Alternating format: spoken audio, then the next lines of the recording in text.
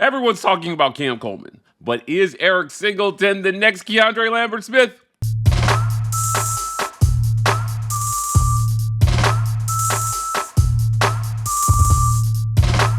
Welcome on into the Auburn Express, powered by the War 4. I'm your host, Mike Diaz. Thank you so much for making us your first listen of every single day. Joining me as he does every single week, host of On the Line Sports Talk on ESPN 106.7 is my good friend Jacob Goins. Time to get going. We're getting to going. Jacob, I feel I die a little bit inside every time I say that, but I also love it because I'm corny. Hey, the people love it, man. So you gotta lean into it. Let's lean into Eric Singleton. This Auburn passing game is poised to take a huge jump in 2025, led by the likes of Cam Coleman. You've got Thompson in there. Malcolm Simmons, Hugh Freeze said, has made a huge leap this offseason. But a lot of eyes are going to be on the high-profile transfer, Eric Singleton. He transferred in from Georgia Tech. All reports are he's fast.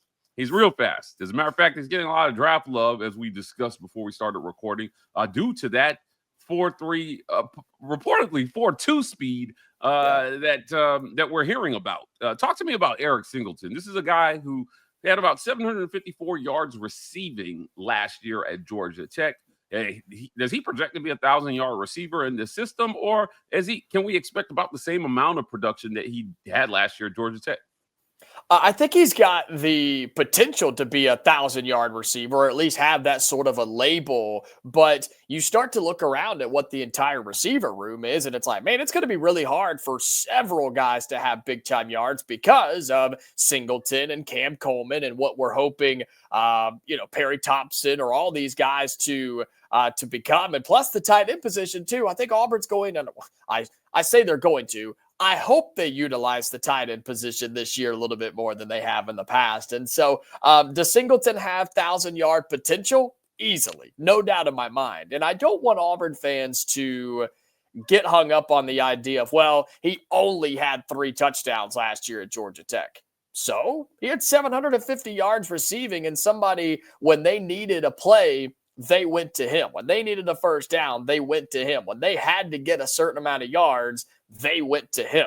And I think he could be that same exact type of guy at Auburn this upcoming season. Cam Coleman's going to be the stud guy that everybody notices, but he's also probably going to get the most attention as well because of just how good Cam Coleman was as a freshman and what we expect him to be in his sophomore campaign. And so could Eric Singleton be the next KLS who stepped in and immediately was the best receiver on the team? Very well could, but I think he's going to be somebody that is a major focal point for Auburn's offense. And you mentioned NFL draft love. They're saying he could be a first-round pick, Mike. He could be the first-round pick that Auburn has been desperately trying to get for 5-6 years now. I mean, it's been quite some time between him and Keldrick Falk. I mean, I think Auburn's got a good chance to see that this upcoming NFL draft. But yeah, Singleton is a lot of fun. Cam Coleman's your go up and get it, beat somebody and moss them. Eric Singleton is, I'm just going to outrun you, I'm going to outroute you, and I'm going to blow right by you. And so I think Eric Singleton is a special player and one that Auburn is very excited to have on the offense this year. We haven't talked about this much, but why does Eric Singleton make the decision to come to Auburn? Again, he was getting looks at Georgia Tech. So this isn't really about playing time. Like, why Auburn? If you're Eric Singleton, you're joining a stacked wide receiver room. He knew that before he transferred. Do you think maybe the thinking is, hey, if I join, it'll take some heat off of me because there'll be other guys that defenses have to account for? Yeah, I think it's an interesting idea, the fact that Eric Singleton came to Auburn to be one of the go-to receivers, or like you said, he could have gone anywhere, really. I mean, he was one of the most highly touted receivers in the transfer portal. Everybody in college football wanted him. And I'm hoping it's one of those things that we saw with KLS a year ago, who stepped into a very young receiver room and was the alpha, yes, but he was also the senior leader, right? He was someone who was excited to be the guy who could kind of lead everybody else in the receiver room. And I know that Singleton has only the 2 years in college football, so he'll be a junior, but that's more than most of the other guys have in this receiver room. And so maybe he could be that leader. Maybe he could be someone who, when you need him, he's there, but he understands that Cam Coleman still exists. And man, the 1-2 punch of that, plus whatever Auburn decides to do in the slot, and if you start getting guys like Jeremiah Cobb involved in the passing game, then this offense could be really dangerous. And so there's a bunch of reasons. And I'm sure Auburn, we have to start talking about this now, and eventually it's all going to be on paper. Auburn probably paid him well to be a receiver here and just make sure that Jackson Arnold or Deuce Knight or whoever the quarterback is has plenty of options to throw to. Yeah, look, Eric Singleton will be looked at early and often to make plays in that wide receiver room. Auburn desperately needs plays here in 2025. They've got to take a jump forward. Now, statistically, they did make a jump last year. Keandre Lambert-Smith bordered on being a 1,000-yard receiver. Cam Coleman showed off his potential. That's his sophomore season is one of the more anticipated seasons of any wide receiver in college football that we see coming here. But Eric Singleton helps take the heat off these guys just a tiny bit, Jacob, so they can go out there and do what they need to do. It's going to be fun to watch that for sure. But let's talk targets here for a second, because Auburn wide receivers have not had a ton of opportunities. If you're Hugh Freeze, how do you create more opportunities for Eric Singleton to catch the ball than maybe he's had in the past? Now, he had 56 receptions on I think it was 70-something targets at Georgia Tech. I can't remember the last time an Auburn receiver had 70-something targets. I mean, it's been a while. And so they've got to create more opportunities through play calling, extending drives, creative play calling. How do you get Eric Singleton more opportunities? How about this, Mike? Have you heard this before? Run the damn ball. If you run the ball, they're going to stack the box, and then you get to go 4 or 5 wide and just let this offense go buck wild. And I think it has an opportunity to do that because of the offensive line improvements. You're hoping for quarterback improvement, and then everybody in the receiver room taking a step forward, the guys that were here a year ago, and then look, you're hoping for Singleton to come in and have his best year as a junior now in the college ranks. And so you start by running the ball and dominating the ground game, which then opens up the offensive passing game. And not by forcing it, Mike. We're not going to force throwing the ball. We're not going to do it because that's the itch in our brain that tells us to do it, or that's what you've always done. You've got to pick your battles. And in the SEC, or heck, even on a Friday night in Waco, you're going to have a chance to throw the football. You just have to pick and choose when you're going to do it. You have to execute. Receivers have to get open. They have to catch the ball, and you cannot turn it over. And so you start by running and using your running back by committee that you have at your disposal this season, and then find ways to get the football to your playmakers' hands. And if they want to double up Cam Coleman, cool. Get it to Eric Singleton. If they want to double him up, cool. Throw a 50-50 ball up to Cam Coleman down the sideline. And you were talking about former receivers and who used to get a lot of volume in terms of 60, 70 plus receptions. I mean, maybe Seth Williams. I don't remember what his reception numbers were when he was here, but it felt like he was the go-to guy when he was wearing 18 here on the Plains. I mean, that would be my guess, would be a Seth Williams type of guy in terms of who the last receiver was that had big time reception numbers. Yeah, look, Seth Williams was a dog for sure. But look, they've got a lot of dogs in that wide receiver room. Before we move on, what are the chances that Eric Singleton is the leading receiver in this room, the same way Keandre Lambert-Smith was last year? Again, a lot of eyes are going to be on Cam Coleman. I've got him tied as a potential Heisman candidate in another year. But could he be Auburn's leading receiver? Could it be a JUCO? Not a JUCO, a portal guy for the second year straight. Very well could be. Again, if Cam Coleman, I don't think this is going to happen, but we hear a lot of times about the sophomore slump, right? Or something like that. So maybe he takes a step back. I'm not predicting that. I'm just saying if that were to happen, you would expect Eric Singleton to be that guy. And I think that kind of answers a question before of maybe why Auburn went to get Eric Singleton, because you can look at it and say, you don't need him. You've got Cam Coleman. You have Perry Thompson, Malcolm. You have all these guys. Why would you go get somebody in the portal? Why would you go get a starting wide receiver? Well, you've got to protect yourself. And in this day and age with transfer portal and NIL, why would you not? It's stupid not to protect yourself by going and getting players, which is why I've said Auburn should get quarterbacks all the time. But in terms of receivers, you go get Eric Singleton in case something happens, or God forbid injuries or anything like that. I mean, there's so many things that can go wrong. You have to protect yourself. And I think that's what getting Eric Singleton did. So he absolutely could be the number one. And if he comes in and plays like KLS did, it'll be impossible not to get the football in his hands because he just makes winning plays when he does. Yeah. What are the expectations for this group, Jacob, moving forward? Look, like I said, all eyes are going to be on the offense. Jackson Arnold has a plethora of weapons to work with, but who is going to be his favorite? We'll talk about that right after a quick word from our sponsors. This episode of the Auburn Express is brought to you by our friends at the Vibe Vault. You can find them at 3462 Crosswinds Road, Suite E in Phoenix City, Alabama. That's right across the street from the Chattahoochee Valley Community College, next to Renfro's Supermarket and Marco's Pizza. The Vibe Vault. If you're in the Columbus, Phoenix City area and you're looking to get fresh for the weekend,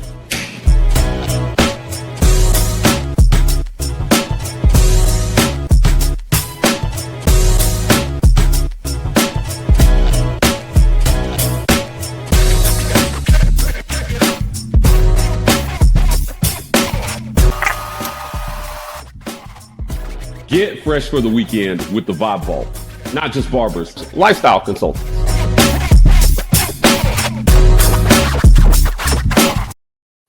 This episode of the Auburn Express is brought to you by friends at the Rogue Shop. Visit rogueshop.com. Use code REPORTER to get 15% off your Rogue Shop order. Pain, sleep, stress, anxiety, whatever ails you in life, the Rogue Shop has something that has you covered. Please visit them. We appreciate them for sponsoring this segment. Also, our friends at Golden's Cast Iron. Visit goldenscastiron.com/WR. Use code Get Your Weight Up 15% off your weights and code TWR for $65 off fire pits and Kamado grills. It's the summer and you want to be outside around the grill with your family or just getting in shape with some Golden's Cast Iron weights. Work out, grill out, chill out with Golden's Cast Iron. Who's going to be the favorite? Who's going to be Jackson Arnold's go-to receiver? Is it Eric Singleton? You know, Malcolm Simmons in that slot maybe aims to be a guy that he looks for repeatedly. You know, who do you see being his go-to receiver? Again, a lot of people are going to default to Cam Coleman, but Cam is going to draw a lot of attention. Yep. And, you know, depending on how they employ him and how the offense flows, one of the other guys definitely could step up, Jacob, and be the guy. He could, and I think there are options on this team. And look, you're right. The easy answer is Cam Coleman because he's not just one of the best receivers on the team. He's not just one of the best receivers in the SEC. He's one of the best receivers in college football. And I think we have to realize that, and I think people are going to learn that as they go. But he may not even have just one favorite. I do believe that there's a world where multiple guys could be considered the go-to option, and it might just depend on the situation, right? It might depend on, are you throwing on first down? Is it third and long? Are you inside the red zone? Are you on the goal line? You know what I mean? Like, I think there could be situational favorites rather than just one overall dude if it's not Cam Coleman, because how easy would it be for us to sit down in October, November and say, well, if you could stop Cam Coleman, you got a good chance, but nobody's been able to do it yet, right? Doesn't that sound like something we could be talking about late in the season? And so I think there could be a world where that's the case. And I also mentioned something earlier that I want Auburn to do, and that's get the running backs involved in the passing game, particularly Jeremiah Cobb. That's somebody who has to have the football in his hands. I think you could use Damari Alston in that way as well, maybe even an Alvin Henderson if he gets in the football game. So maybe not one just overall favorite if it's not Cam Coleman, maybe just situational guys of, you know what? We've done it before. We've gone to this guy in this situation. Maybe we try to go to him again, but I think some underrated names, maybe Sam Turner is in there, somebody who could make some noise this season. But I just think Auburn, for the first time ever, has a plethora of options in terms of who they could throw the football to this season. Yeah, Sam Turner is an interesting name that came up during the spring. People talked a lot about the type of spring that he had. Look, I I believe the young man is talented, but I also believe in the talent that they brought in at the one. Perry Thompson is another name. A lot of people are going to be watching to see if he makes the jump. Now, Hugh Freeze has been very careful about the language that he's used concerning Perry Thompson, saying, hey, we like Perry. He makes plays. He's athletic, but it seems to be having some trouble maybe picking things up based on things that the coaches are saying. What do you think about Perry Thompson emerging as an option here?